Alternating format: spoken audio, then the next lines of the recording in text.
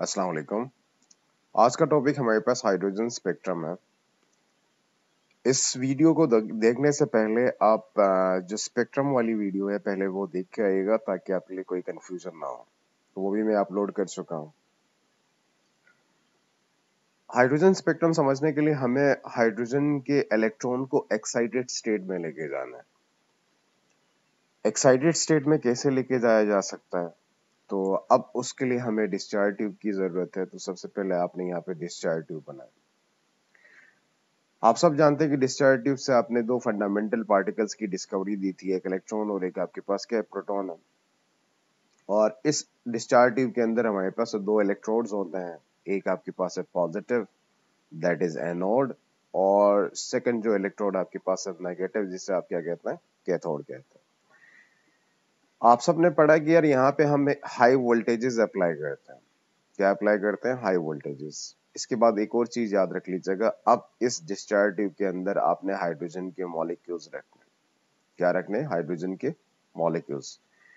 इन molecules को मैं यहाँ पे डॉट से रिप्रेजेंट कर रहा हूँ। तो यहाँ पे डॉट बेसिकली आपके पास हाइड्रोजन के मॉलिक्यूल को इंडिकेट कर रहा है। और एक और बात, यहाँ इस डिस्चार्ज ट्यूब के अंदर जितने भी हाइड्रोजन के मॉलिक्यूल्स होंगे उनको पर प्रेशर आपके पास क्या होना चाहिए? 1 mm ऑफ Hg होना चाहिए। तो अब होगा क्या? अगला पॉइंट ये है, जैसे ही आप हाई वोल्टेजेस अप्लाई करोगे तो सबसे पहले जो हाइड्रोजन मॉलिक्यूल है वो आपका टूटेगा, ब्रेक होगा, यानी इलेक्ट्रिक स्पार्क से या इलेक्ट्रिक करंट से। तो मैं यहाँ पे लिख देता हूँ, इलेक्ट्रिक करंट से जो आपका हाइड्रोजन मॉलिक्यूल है वो टूट के दो हाइड्रोजन के एटम्स बना देगा, यानी एटॉमिक हाइड्रोजन आपके बन जाएंगे। उसके बाद अगर मैं इस एटॉमिक हाइड्रोजन के लिए अगर स्ट्रक्चर बनाना चाहूँ तो सपोज करें, आप सब जानते हैं कि यार एक सिंपल हाइड्रोजन के सेंटर में न्यूक्लियस पाया जाता है और इसके पास सिर्फ एक ही ऑर्बिट है और उसमें एक ही इलेक्ट्रॉन है। तो ये मैंने एक सिंपल आपके पास हाइड्रोजन का एटम बना दिया या स्ट्रक्चर बना दिया, एटम का स्ट्रक्चर बना दिया। तो अभी तक तो मैं कंटिन्यूअसली करंट प्रोवाइड कर रहा हूँ। तो अब इस इलेक्ट्रॉन को एक्साइटेड रीजन में जाना है। तो एक्साइटेड रीजन में जाने के लिए एक और चीज मैं आपको बताना चाहूंगा। सपोज करें, उसके लिए मैं दोबारा से यहाँ पे स्ट्रक्चर बना रहा हूँ। ये सपोज अगेन न्यूक्लियस है, इसके सराउंडिंग में हमारे पास है फर्स्ट ऑर्बिट है, और ये आपने सेकंड ऑर्बिट बना दिया, ये थर्ड ऑर्बिट बना दिया, ये फोर्थ ऑर्बिट बनाया, ये फिफ्थ है, ये सिक्स है, और ये लास्ट वन आपके पास क्या? सेवन। सो ऑन आपके पास डेश डेश के बाद आप एक इनफाइनाइट भी बना सकते हैं, नहीं पता ये इनफाइनाइट तक भी आपका इलेक्ट्रॉन मूव ऑन कर सकता है। तो मैं यहाँ पे फर्स्ट ऑर्बिट के अंदर इलेक्ट्रॉन बना रहा हूँ क्योंकि हाइड्रोजन के पास सिर्फ एक ही इलेक्ट्रॉन है। यहाँ बाहर से कंटिन्यूअसली आप इलेक्ट्रिक करंट इसे प्रोवाइड कर रहे हैं, तो अब ये इलेक्ट्रॉन क्या करेगा? उस एनर्जी को एब्जॉर्व करेगा। जैसी इलेक्ट्रॉन एनर्जी एब्जॉर्व करेगा अपना ऑर्बिट छोड़ के ऊपर चला जाएगा, यानी फर्स्ट ऑर्बिट से इलेक्ट्रॉन जंप करके कहाँ जा रहा है? सेकंड ऑर्बिट में जा रहा है। क्यों जा रहा है? क्योंकि उस इलेक्ट्रॉन ने एनर्जी एब्जॉर्व की है। अभी मैं करंट को रोक नहीं रहा हूं, तो अगेन आपके पास है बाहर से दोबारा से ये इलेक्ट्रॉन क्या करेगा? एनर्जी एब्जॉर्व करेगा। तो अब ये सेकंड ऑर्बिट से भी जंप करके कहाँ जा रहा है? थर्ड ऑर्बिट में जा रहा है। तो सो ऑन कंटिन्यूअसली ये प्रोसेस चलता रहेगा और इलेक्ट्रॉन आपके पास है बारी बारी, या ये भी पॉसिबल है कि यार एक साथ उसने ज्यादा एनर्जी एब्जॉर्व किया तो डायरेक्ट जंप करके कहाँ पे पहुंचा इलेक्ट्रॉन आपका? सेवंथ ऑर्बिट में पहुंचा। स्टेप बाय स्टेप भी इलेक्ट्रॉन जा सकता है, डायरेक्ट भी जा सकता है, इसमें कोई रिस्ट्रिक्शन नहीं है। ठीक है, जितनी ज्यादा वो एनर्जी एब्जॉर्व करेगा उतना दूर चला जाएगा, और अगर वो कम एनर्जी एब्जॉर्व कर रहा है तो आहिस्ता आहिस्ता वो अपने ऑर्बिट्स को छोड़ते हुए आगे मूव ऑन करेगा। तो ये जो कंडीशंस आपके पास है, ये इलेक्ट्रॉन सिर्फ एक्साइटेड स्टेट में चला जाता है। तो अब एक बात याद रख लीजिएगा, एक्साइटेड होता क्या है? एक्साइटेड स्टेट की अगर मैं बात करना चाहूं तो बेटा एक्साइटेड स्टेट कुछ इस तरह का एक स्टेट होता है कि जब भी इलेक्ट्रॉन लोअर एनर्जी ऑर्बिटल में या लोअर एनर्जी ऑर्बिट से इलेक्ट्रॉन एनर्जी एब्जॉर्व करने के बाद हायर ऑर्बिट में चला जाए तो वो कहलाया जाता है एक्साइटेड स्टेट। क्या कहलाया जाता है? एक्साइटेड स्टेट कहलाया जाता है। एक दफा दोबारा से रिपीट कर रहा हूं, अगर इलेक्ट्रॉन लोअर एनर्जी ऑर्बिट से जंप करके कहां पे चला जाए? हायर एनर्जी ऑर्बिट में चला जाए, हायर एनर्जी ऑर्बिट में चला जाए तो उसे हम क्या कहते हैं? एक्साइटेड स्टेट कहा जाता है। ये तो सिंपली आपके पास इलेक्ट्रॉन मूव ऑन कर रहा है, तो ये स्पेक्ट्रम डिफाइन तो करता ही नहीं है। अब अगला पॉइंट हमें यहाँ पे ये समझना है कि सपोज करिए आपका जो इलेक्ट्रॉन है, दोबारा से एक दफा मैं आपको स्ट्रक्चर यहाँ पे बना के बताना चाह रहा हूँ। सपोज करिए ये न्यूक्लियस है और इसके सराउंडिंग में आपने फर्स्ट ऑर्बिट बना दिया और उसके बाद अगेन आपके पास क्या सेकंड ऑर्बिट बना दिया और उसके बाद आपके पास थर्ड ऑर्बिट आ रहा है, फोर्थ ऑर्बिट आपने बना दिया, फिर उसके बाद फिफ्थ आ रहा है और लास्ट सॉरी सिक्स्थ आ रहा है और सो ऑन आपके पास सेवन भी बना सकते हैं, आपने सेवन बना दिया। अब इलेक्ट्रॉन हमारे पास सबसे हायर एनर्जी ऑर्बिटल में है। देखें ये इलेक्ट्रॉन आपके पास जैसे ही यहाँ पे पहुंचा तो अब ये जो हाइड्रोजन एटम है वो अनस्टेबल होगा। अनस्टेबल होगा तो ये इलेक्ट्रॉन भी क्या है, हायर एनर्जी के अंदर जब वो घूमना शुरू कर देगा, रिवॉल्व करना शुरू कर देगा, तो उस वक्त उसकी स्टेबिलिटी क्या होती है, डिक्रीज हो जाती है। अब ये इलेक्ट्रॉन गिरना शुरू कर देगा अंदर की तरफ। अब सपोज करें इलेक्ट्रॉन डायरेक्ट आपके पास से कहां पे गिर रहा है, यहां से आपके पास से कहां आ रहा है, फर्स्ट ऑर्बिट में आ रहा है। तो जब ये फर्स्ट ऑर्बिट में आएगा तो उस दौरान ये कुछ अमाउंट ऑफ एनर्जी क्या करेगा, रिलीज करेगा। इस एनर्जी को हम क्वांटा भी कहते हैं। जब ये रेडिएशन आपकी ये जो एनर्जी रिलीज होगी, इसको अगर आप प्रिज्म से गुजारेंगे, यानी अगर आप प्रिज्म से गुजारेंगे तो वहां पे आपके पास कुछ लाइनें बनेंगी, यानी कुछ कलरफुल आपके पास लाइनें बनेंगी, कुछ इस तरह से आपके पास लाइनें बनेंगी और इसी लाइन को हम क्या कहते हैं, एमिशन स्पेक्ट्रम कहते हैं। क्या कहते हैं, एमिशन स्पेक्ट्रम कहा जाता है। अब हमें इस स्पेक्ट्रम को पढ़ना है। जब एमिशन स्पेक्ट्रम को साइंटिस्ट ने डिस्कस किया या पढ़ने की कोशिश की तो उनको वहां पे तीन डिफरेंट यानी इलेक्ट्रोमैग्नेटिक रेडिएशंस के रीजन्स मिले। फर्स्ट, ये जो स्पेक्ट्रम आपके पास या जो कलर्स आपको नजर आ रहे हैं, ये बेसिकली हमारे पास इलेक्ट्रोमैग्नेटिक रेडिएशंस है और इन इलेक्ट्रोमैग्नेटिक रेडिएशन को जब उन्होंने स्पेक्ट्रोमीटर के अंदर देखा तो वहां पे तीन डिफरेंट रीजन्स के अंदर ये लाइनें बन रही थी। फर्स्ट रीजन की अगर मैं बात करना चाहूं तो दैट इज अल्ट्रावायलेट रीजन है। वो कौन सा रीजन है, अल्ट्रावायलेट रीजन है। एंड सेकंड आपके पास यहाँ अगर बात की जाए तो दैट इज विजिबल रीजन है और आपने यहाँ पे विजिबल रीजन कहा। और लास्ट वन की अगर मैं यहाँ पे बात करना चाहूँ तो वो आपके पास इंफ्रा रेड है, तो मैंने यहाँ पे लिखा इंफ्रा रेड रीजन। तो टोटली आपके पास यहाँ पे तीन रीजन्स हैं। बाद में कुछ साइंटिस्ट ने इनके ऊपर काम करके वहां पे 5 अलग सीरीज बना दिए थे। अब हमें उन सीरीज को डिस्कस करना है। देखिए इलेक्ट्रॉन ऊपर जाते वक्त कोई एमिशन नहीं देगा। जैसे ही इलेक्ट्रॉन आपके पास हायर एनर्जी ऑर्बिटल में चला जाएगा तो वो अनस्टेबल फील करेगा अपना आप को, फिर वो वापस अंदर की तरफ गिरना शुरू होगा। यानी जितने लाजमी नहीं कि फर्स्ट ऑर्बिट में गिरे, ये पॉसिबल है कि इलेक्ट्रॉन आपके पास डायरेक्ट 7 से आपका सेकंड में भी गिर सकता है, डायरेक्ट 7 से आपके पास थर्ड में भी गिर सकता है। तो इसी दौरान ये क्या कर रहा है, कुछ ना कुछ अमाउंट ऑफ एनर्जी रिलीज कर रहा है और उस एनर्जी को अगर आप प्रिज्म से गुजारोगे तो वहां पे आपको एक स्पेक्ट्रम मिलेगा और उस स्पेक्ट्रम को हम क्या कहते हैं, एमिशन स्पेक्ट्रम कहते हैं। और ये जो एमिशन स्पेक्ट्रम की जो लाइनें बनी थी वो कुछ आपके पास इलेक्ट्रोमैग्नेटिक रेडिएशंस के तीन पोर्शंस के अंदर बन रही थी। फर्स्ट जो पोर्शन आपके पास है अल्ट्रावायलेट है एंड सेकंड आपके पास क्या विजिबल है एंड लास्ट वन आपके पास क्या इंफ्रारेड है।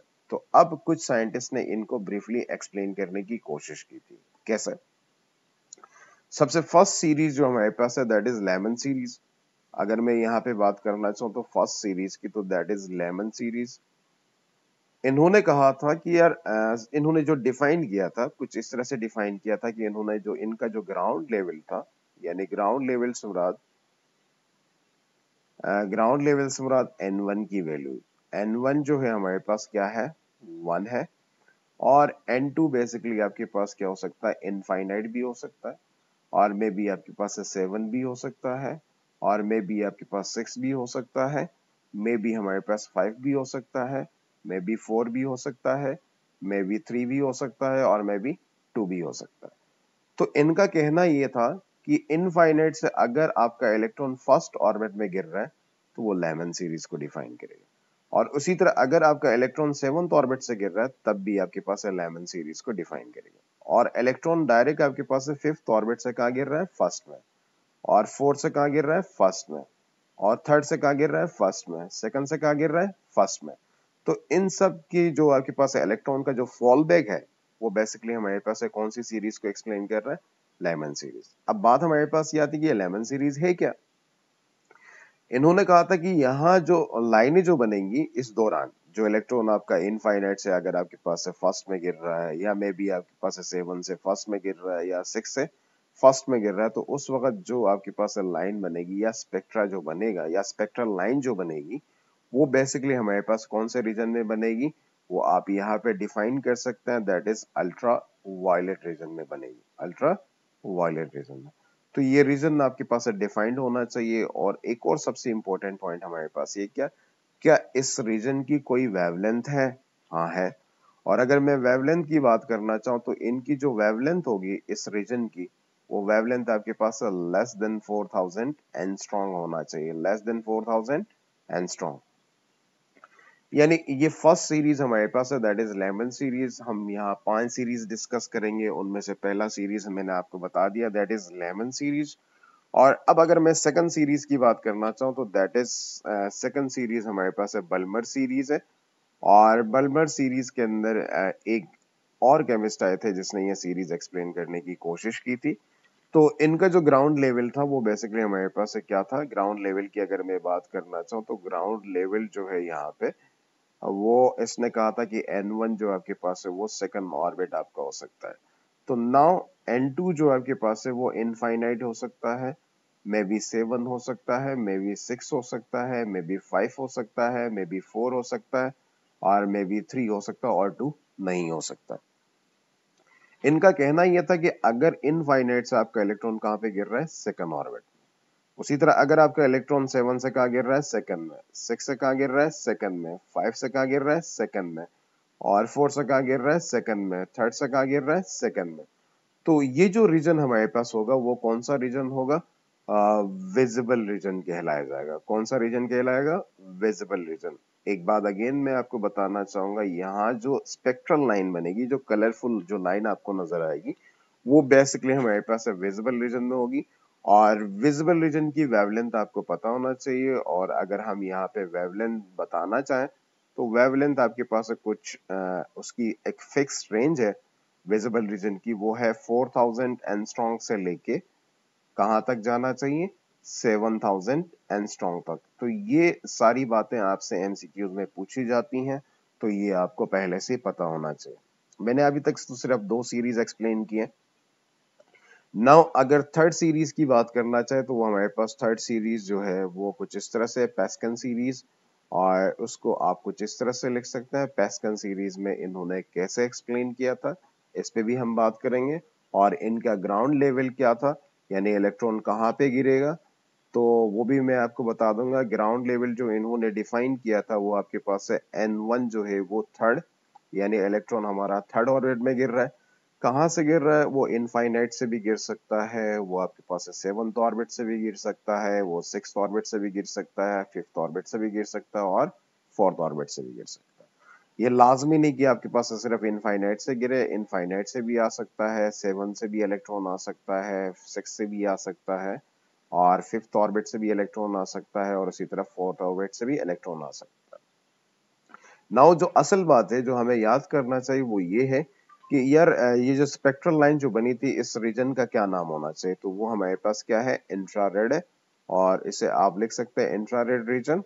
और इंफ्रारेड रीजन की कोई वेवलेंथ होती है तो ये भी आपको पता होना चाहिए। और अगर मैं इनकी वेवलेंथ की बात करना चाहूँ तो वेवलेंथ हमेशा एक बात याद रख लीजिएगा, ग्रेटर देन आपके पास क्या होना चाहिए, 7000 एंगस्ट्रॉम होना चाहिए। इसकी लिमिट नहीं है, बस याद रख लीजिएगा 7000 से ऊपर जब भी होगा तब आपका इलेक्ट्रॉन कहां से गिरेगा, यानी इनफाइनाइट से आपके पास थर्ड ऑर्बिट में गिरना चाहिए, 7 से थर्ड, और 6 से थर्ड, 5 से भी थर्ड में आ सकता है, और 4 से भी थर्ड में आ सकता है। उसके बाद हमारे पास नेक्स्ट सीरीज की अगर बात की जाए तो दैट इज ब्रैकेट सीरीज। और ब्रैकेट सीरीज में इन्होंने कुछ इस तरह से डिफाइन किया था कि यहाँ जो इनका ग्राउंड लेवल था वो बेसिकली हमारे पास है N1 की जो वैल्यू इन्होंने डिफाइन किया था वो N1 इक्वल्स टू इन्होंने 4 कहा था। और इलेक्ट्रॉन N2 जो आपके पास है, सपोज करें इलेक्ट्रॉन आपका इनफाइनाइट ऑर्बिट में भी हो सकता है, इलेक्ट्रॉन आपका 7th ऑर्बिट में भी हो सकता है, इलेक्ट्रॉन आपका 6th ऑर्बिट में भी हो सकता है, इलेक्ट्रॉन आपका 5th ऑर्बिट में भी हो सकता है। इनका कहना यह था कि अगर इलेक्ट्रॉन इनफाइनाइट से 4th ऑर्बिट में गिर रहा है तो वो भी हमारे पास ब्रैकेट सीरीज में आएगा। और अगर इलेक्ट्रॉन आपके पास 7 से 4th में गिर रहा है तो तभी भी आपके पास ब्रैकेट सीरीज की बात की जाएगी, 6 से भी और 5th से भी। और इसके बाद ये जो रीजन है वो कौन सा रीजन है, तो इसको हम कहते हैं मिड इंफ्रारेड। क्या कहा जाता है? Mid infrared. और इसकी जो वेवलेंथ है वो डिफाइंड नहीं है, वो भी आप कह सकते हैं कि यार ग्रेटर देन आपके पास क्या हो सकता है, 7000। और आप सब जानते हैं कि वेवलेंथ को लैम्डा से रिप्रेजेंट करते हैं और lambda should be greater than 7000। और लास्ट सीरीज जो हमारे पास है दैट इज, लास्ट सीरीज अगर मैं यहाँ पे बताना चाहूँ तो वो हमारे पास है पी फंड है। और पी फंड के अंदर भी इन्होंने या पी फंड सीरीज की बात करना चाहूँ तो इन्होंने जो ग्राउंड लेवल डिफाइन किया था वो ग्राउंड लेवल में यहाँ पे आपको लिख के बता दूंगा। और इन्होंने जो ग्राउंड लेवल डिफाइन किया था वो आपके पास क्या था, n1 इक्वल्स टू फिफ्थ, यानी पांचवा ऑर्बिट। पॉसिबली हमारे पास ये कि इलेक्ट्रॉन आपका इनफाइनाइट में भी हो सकता है, सेवंथ में भी हो सकता है और सिक्स में भी हो सकता है। अगर इलेक्ट्रॉन इनफाइनाइट से डायरेक्ट आपके पास है फिफ्थ ऑर्बिट में आ रहा है तो तब भी आपने पी फंड सीरीज को याद करना है। और अगर इलेक्ट्रॉन अगर सपोज करे सेवंथ ऑर्बिट से कहाँ आ रहा है, फिफ्थ में, तो तब भी आपने पी फंड को याद करना है। और इसी तरह अगर बात हो रही बेटा इलेक्ट्रॉन सिक्स ऑर्बिट से आ रहा था तो तब भी आपने किसको याद करना है, पी फंड को याद करना है। तो इनका जो रीजन था, जो स्पेक्ट्रल लाइन की जो रीजन है वो बेसिकली हमारे पास ये था कि फार इंफ्रारेड। क्या था? फार इंफ्रा रेड रीजन। और उसकी भी वेवलेंथ आपके पास अगेन जो है ग्रेटर देन आपके पास क्या होना चाहिए, 7000 होना चाहिए, ग्रेटर देन 7000 एंगस्ट्रॉम। तो इसके साथ ये टॉपिक आपका वाइंड अप हो जाता है। नोट्स मैंने डिस्क्रिप्शन में ऐड कर दिए हैं और वहां से आप डाउनलोड करके देख सकते हैं। अल्लाह हाफिज।